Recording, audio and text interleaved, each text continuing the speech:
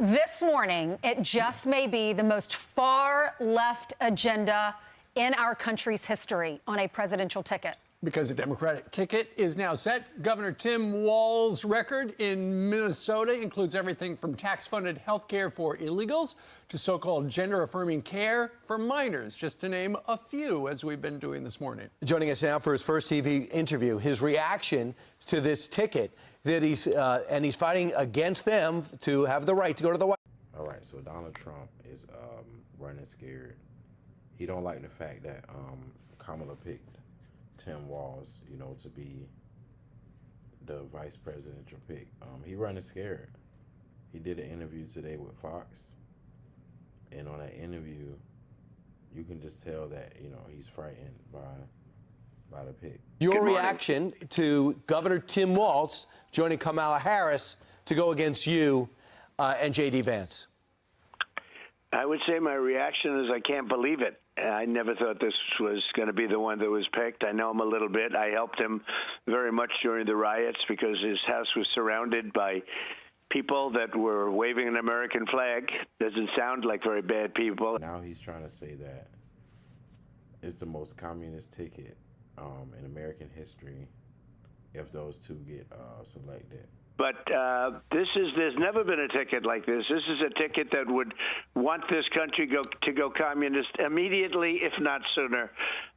We want no security. We want no anything. He's very heavy into transgender. Anything transgender he thinks is great. And he's not where the country is on anything.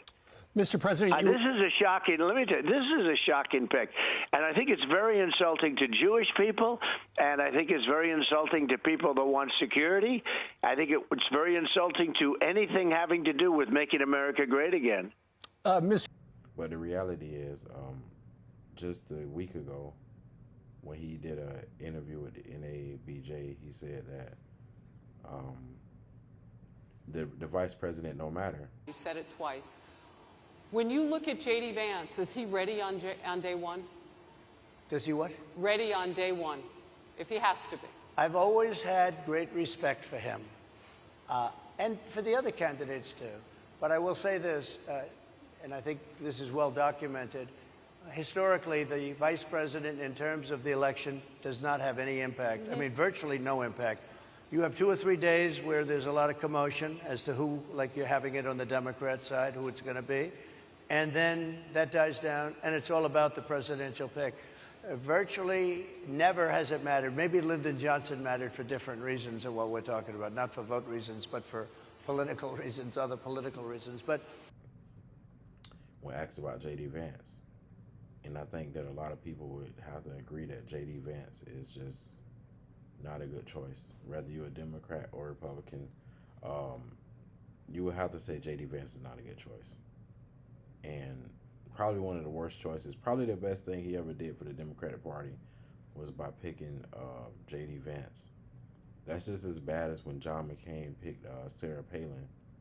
So here we got a guy who basically picked the worst vice president that he can find. And then he wants to talk about, Kamala Harris and say, oh, she picked this Tim Walz guy. And at one point in the interview, he even said that Tim Walz is better than Kamala. That's how you know he's afraid. For you to say that the vice president pick is better than the ticket, the actual president nominee, that's how you know he's afraid. And he ran to a safe place where he always ran to, Fox News. The media, outside of you people, of course, but the media is so, they're trying to build her up to the next Margaret Thatcher liberal version, and I don't believe it's going to happen.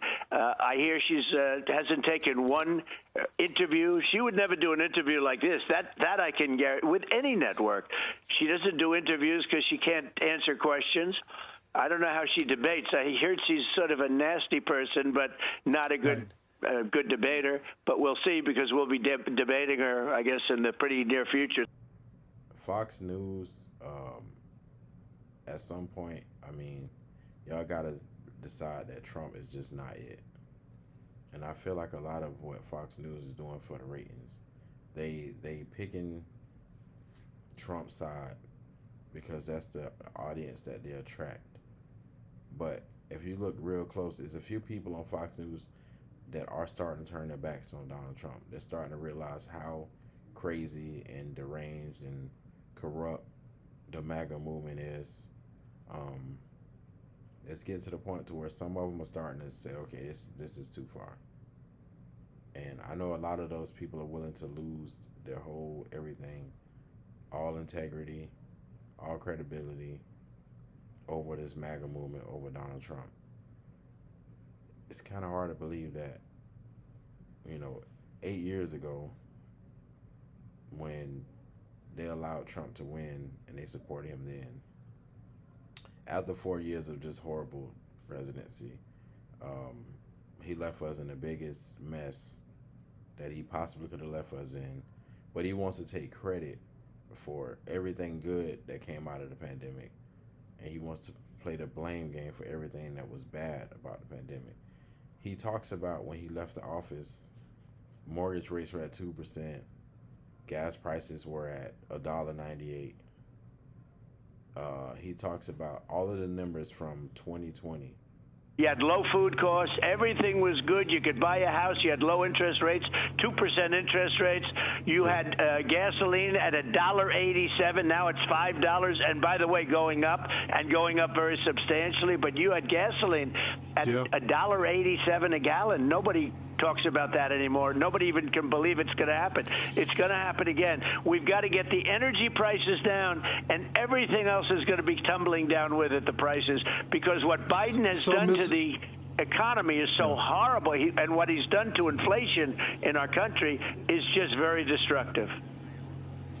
Mr. President, it's the perfect segue. It's the perfect transition, Mr. President, because I met Linda at the airport yesterday, and when I talked to her and I said, what is the number one concern? When he left the office. But let's go back to 2019. Go check out 2019 and look at 2019. You will see that the numbers that he's talking about, they didn't exist in 2019. They only existed because of the pandemic, because he killed a lot of people with COVID. And people were afraid to go places. People were afraid to go outside. People were trapped in their houses and, trying to fight for their lives because of this, man.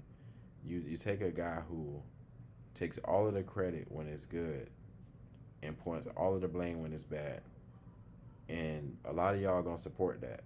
The sad part is that I can't understand how y'all can support somebody who basically is that way, because at some point you got to take responsibility, accountability for your actions, and you wouldn't want that kind of person to be your parent, to be your child, to be your loved one, your friend, whoever. You don't want a person that when everything is bad they want to blame somebody else, or when everything is good they want to take the credit. But this is the guy that y'all want to be the president. So I'm still trying to understand how you take somebody that's a narcissist and you decide that this is your guy. And I read a lot of the comments, and these people are crazy. These MAGA people are crazy. Fox News, a lot of them hosts are crazy. Some of CNN people are crazy. The fact that y'all think that Donald Trump left us in a good situation is the part that gets me.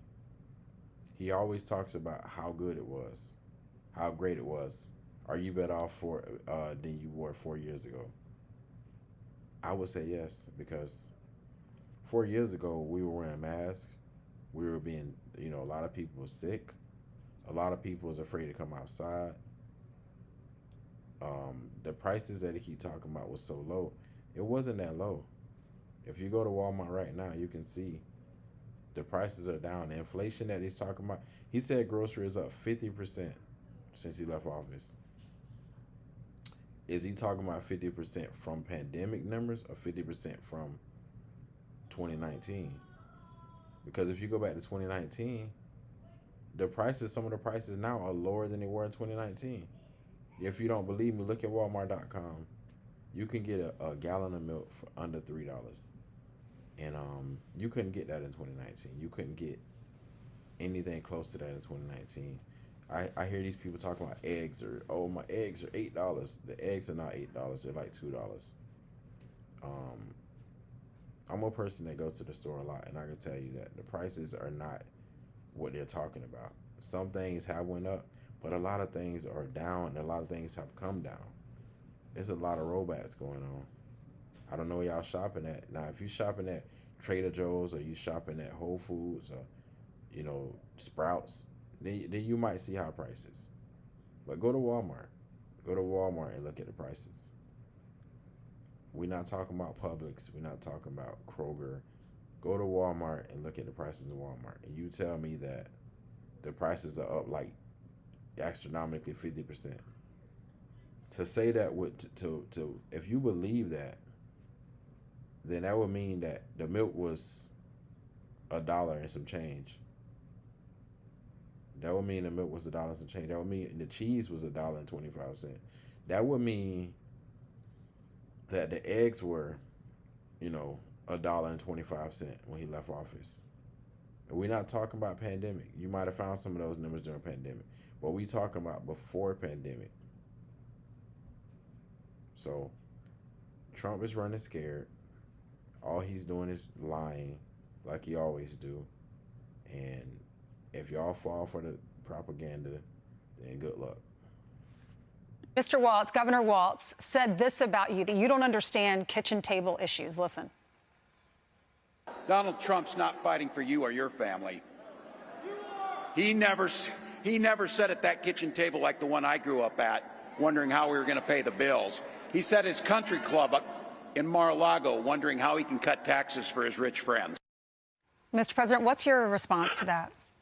Well, I think it's just the opposite. I think if you see the vote, those people are all voting for me, the people that he's talking about with the kitchen table.